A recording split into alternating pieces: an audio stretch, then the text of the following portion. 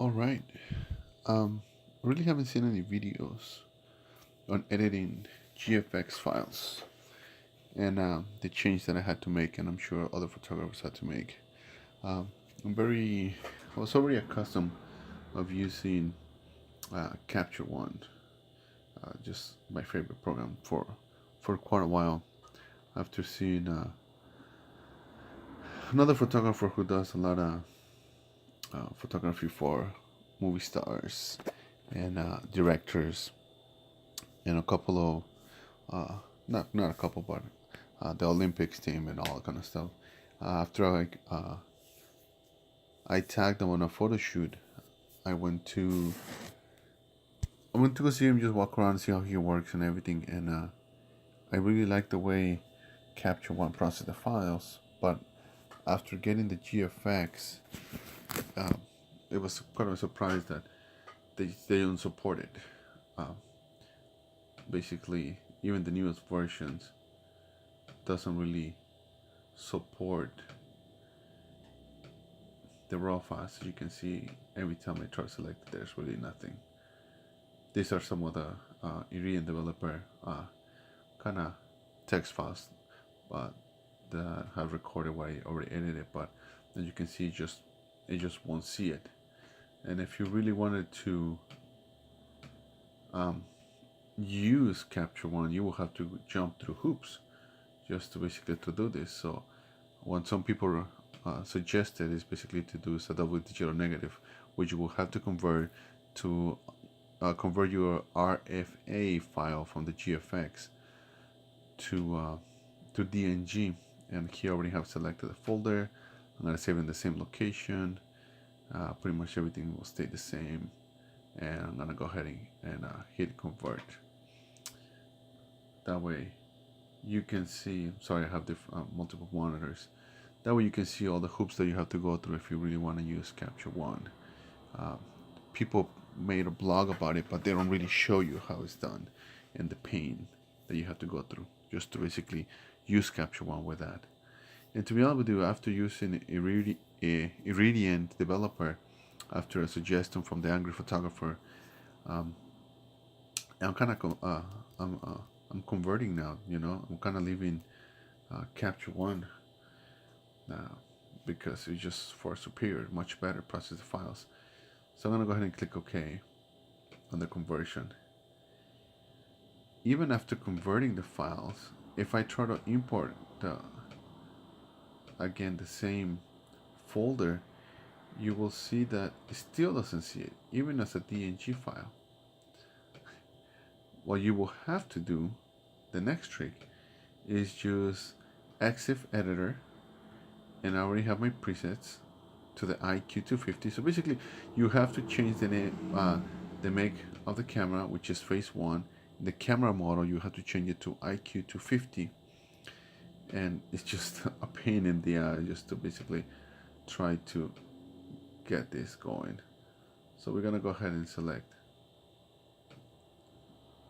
the files.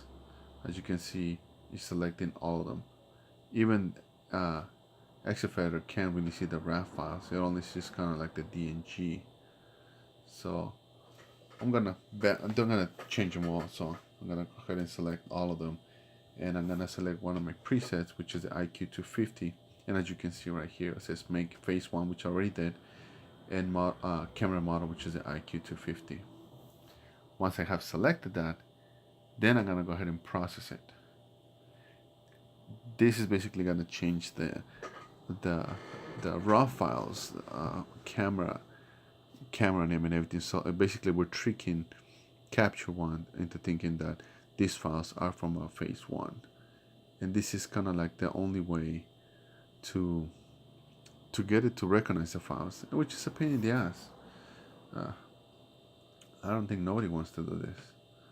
It's just, I don't even know why. They're so probably insecure about losing market share, but there's really no comparison. And even then, as you can see right here, I still can do it. Some people say that they have got it to work. I can't. They say that those are the 2 steps you have to do, but I never got it to work. And in a way, I just gave up. So I have stopped using Capture One for that reason. But I still love the program. I use it for my X-T2, but for my GFX, it's a no-go. So we're gonna go ahead and quit that.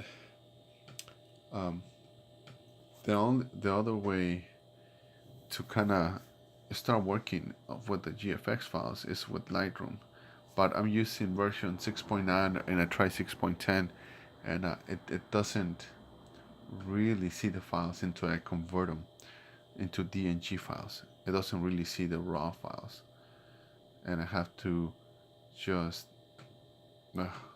go through a lot of stuff just to try to get the files to work, and it's just a pain in the ass. And as you can see, I can see the DNG files once I converted them, but I cannot see the RFA. Some people got it to work, the update already worked and everything, but I don't know. I don't know why it doesn't work for me. So if I wanted to get the file just to come to Lightroom, which I hate using Lightroom. I think it's inferior when working with the raw files. I've seen it. I'm gonna select them all, and it's gonna give me an error message. I'm gonna go ahead and hit import, leave it pretty much as where they're at. And then at the end, it's gonna give me an error saying that you couldn't really see the other files, the raw files from the GFX. And from here, you can start working your files and everything. But like I said, many people have compared the Lightroom files, open and start working with them, and then the Iridiant raw files, and it's just far inferior. That's all.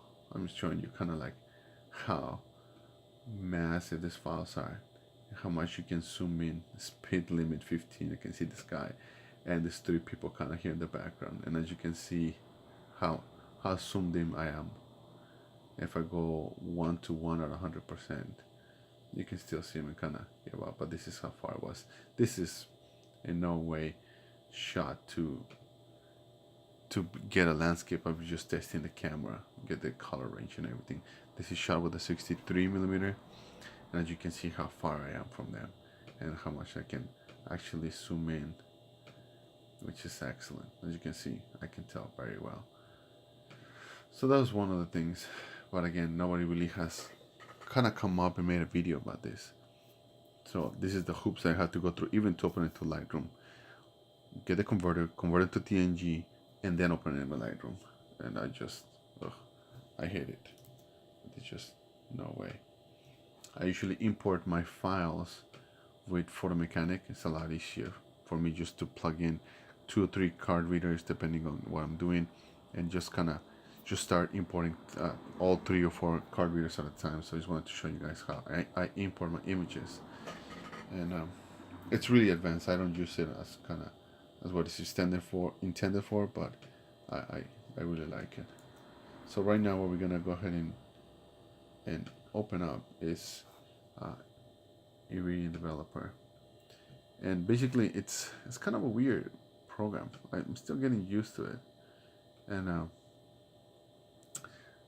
there's so many things that I'm missing, from Capture One, but I'm just gonna get used to it. It is what it is.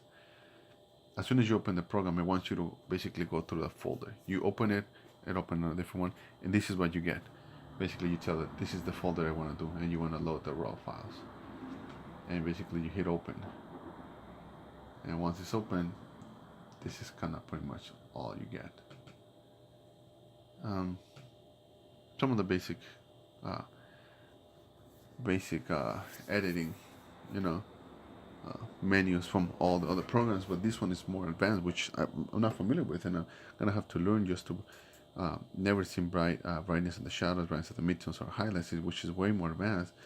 But I have played with the highlights and highlights neighborhood adaptive, and just to see what I get, and just I'm amazed.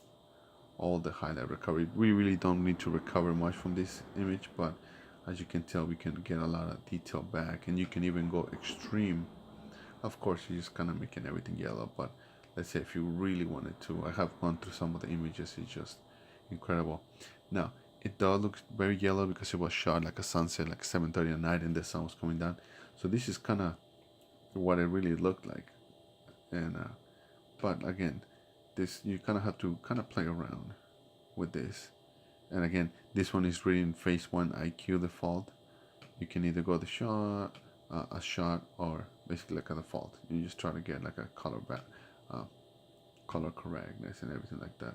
As you can see, I'm using the eyedropper to color balance the image, but this doesn't really help me because this is not basically what how I shot the image or how it looked like. It looked more yellowish because of the sunset. So this is kind of where the temperature you kind of get to play around a little bit, you know. Maybe not that yellow, but nobody has really kind of come in here and you uh, playing around or showing how to use Iridium with the GFX on the files, you know.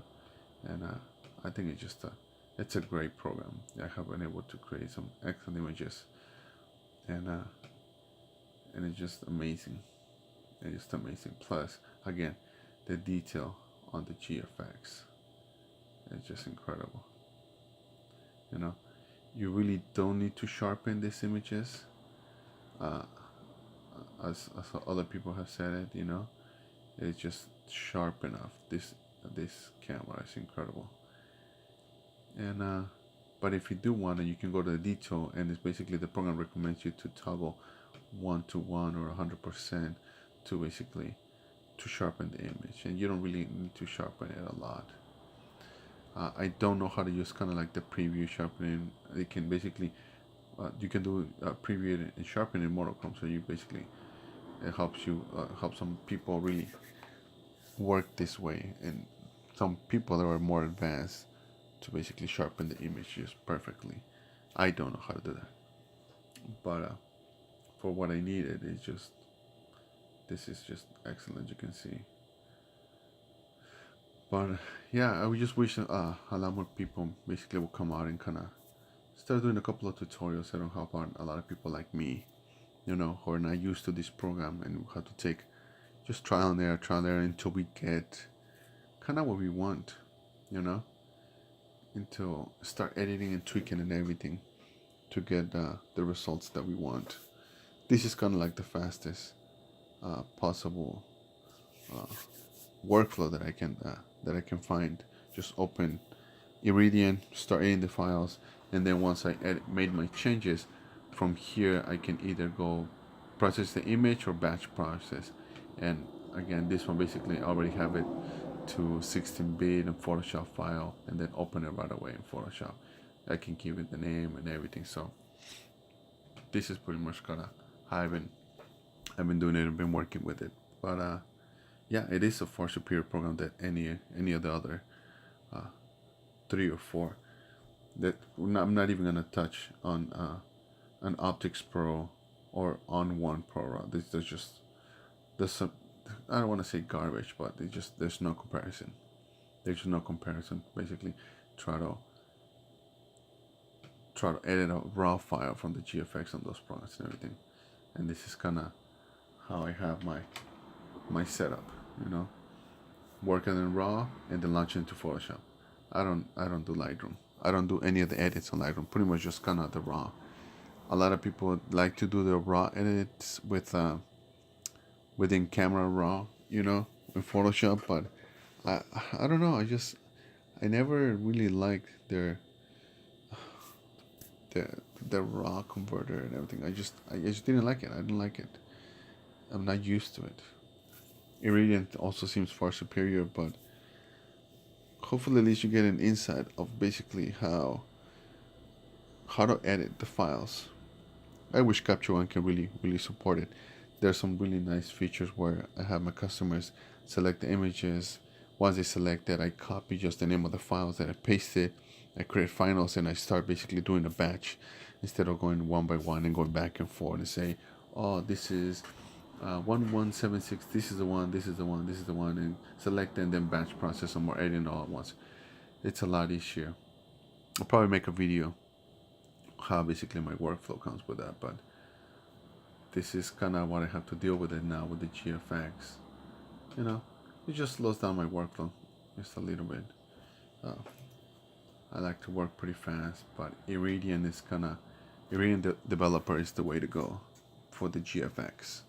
I'm sure a lot of people are used to Lightroom and they say it's really nice and it gives you good support for the X-Trans sensors like the XT2, but for the GFX there's just no comparison. So if you heard of this program, give it a try, play around with it. It's very, very advanced. It gives you a lot of settings and pretty much all the standards, but it doesn't give you many of the settings from Capture One that gives you, but it is what it is, you know. Hope you guys find it a little useful and kind of what we're working with on the GFX. You probably don't even care, but give you a little insight, you know. A lot of people are moving and getting the GFX, but there's not really a lot of videos, so I decided just to make one just for the hell of it. Hope you guys enjoy.